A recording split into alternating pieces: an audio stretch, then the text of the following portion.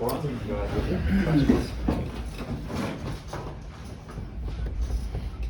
questions? All right. Going back to Saturday, what changed for you guys defensively after kind of those first two drives of the game? Yeah, first two drives not very good. I thought we didn't match what they were bringing.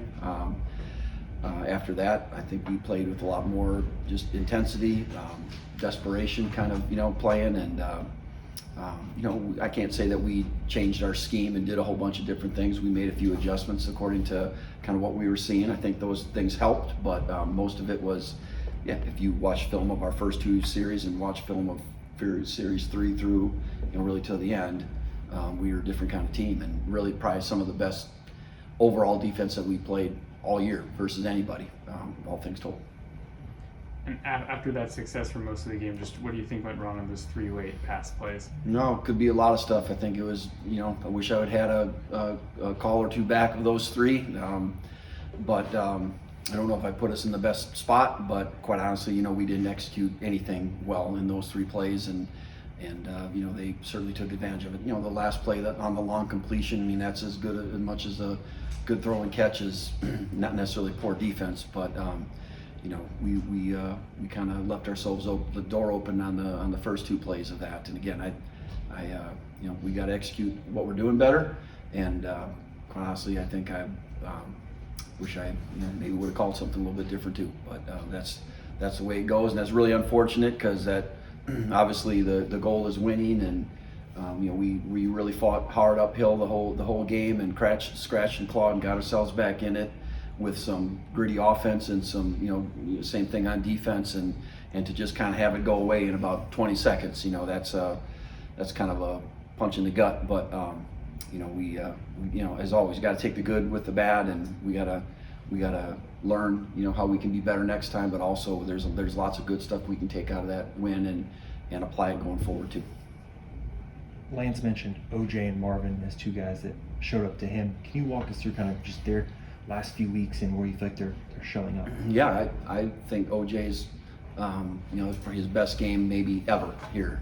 Just all things told, when you put together his tackling, his around the ball. I think he had a couple pass breakups along with the interception, and he's kind of been in some positions earlier this year where he might have not completed a tackle or had an interception that went through his hands, and so that's good that he's finally he put it all together. And again, I told him that. I said I think that was your best game best game since I've been here. So I think he really knows what's going on. He's really taken a step that way. He's starting to kind of come out of his shell a little bit. I watched him at practice today, and he's coaching up one of the younger guys after a play, and I'm just thinking to myself, that's okay. All right, we're making some progress there, good progress.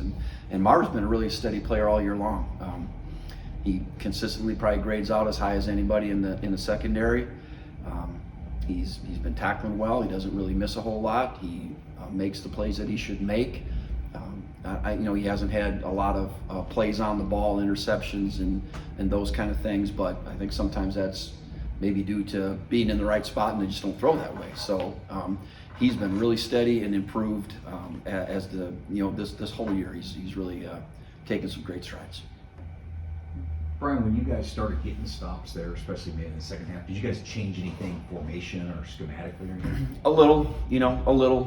Just trying to, okay, what's hurting us? What can we do? And so we did a few things that I think were really helpful. But more than anything else is our guys started to play harder and better, if I could just say it that way, right? And quite honestly, I think a lot of it has to do with we're on shaky ground there. A quarterback gets hurt, and the young kid comes in, and he was really like an inspiration to me, and I think he was an inspiration to our players. That hey man, this guy he's really sucking it up, and he's holding his own, and we're staying in the game, and we're battling, and if he can do it, I think we can do it. So I do think talking to a couple of our players, that was pretty inspiring, to have him come in there and do that. So that, I think all those things pointed together. But we're a defense that we just can't we just can't go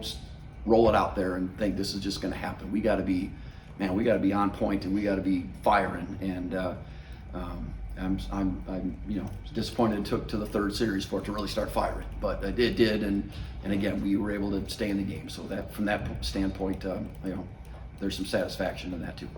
Kansas State's second in scoring defense or scoring offense. What are the challenges they give you? Well, there's a lot of them.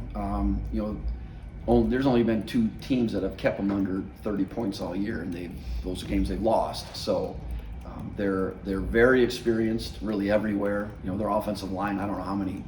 If you total the 7 offensive linemen that play a lot, I think it's something like 130 starts between them all. So that might be, I can't remember that number. That's the number that just came to my head. So it's a lot, and the quarterback's played a bunch, back has played a bunch, the tight end has played a bunch, receivers played a bunch. So they're a very seasoned team that I can tell they're well coached. I know they know what they're doing. They understand what they want to do and how to go about doing it. They're skilled, so they give you a lot to defend, and they're not doing it with bad players. They're doing all that with really good players. So they present challenges really in every aspect, but they've got a difficult run scheme. They probably run more types of plays than most people would run, kind of with some detailed blocking schemes that you better know how to fit in what you're doing, or you're going to be in trouble. So they do present some trouble in that area for sure.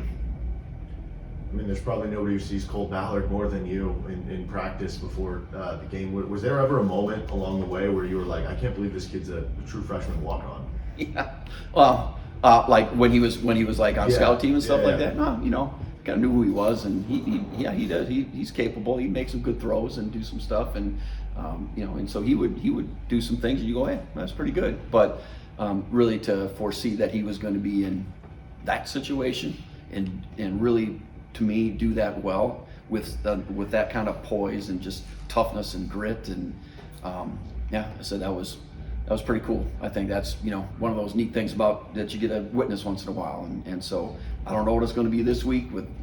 That's somebody else's business, but if he goes out there, he'll compete, and then it gives you hope, right? So, but yeah, he's good arm. He's got a good arm, and he's got some moxie to him, and so you can see that when he's running around on scout team just as well. Anything else for Coach Borland? Hey, Coach, your run defense really limited explosives the last 2 weeks. I think 11-yard rush by both teams just once. What's been the key to kind of corralling that run game and making them drive? Well, a lot of it's tackling better, right? Not missing. We had probably as few as missed tackles as we've had almost since probably game number 1 last week. So we're tackling better. Obviously, it's the intensity at which you can get to plays, and but I think we're also doing a pretty good job of fitting plays up pretty well. And some of those long plays early are, there's supposed to be a guy in this gap right here, and he was out there, right? And the ball just goes through it, and there it is, right? So we haven't really had a whole lot of that lately. We've been doing a pretty good job, and I think of fitting things up, playing with great intensity, and getting the guy on the ground the first time. So I think those 3 things all contribute to that. All right. Thanks, Coach. Okay, guys. Thank you. Thank you.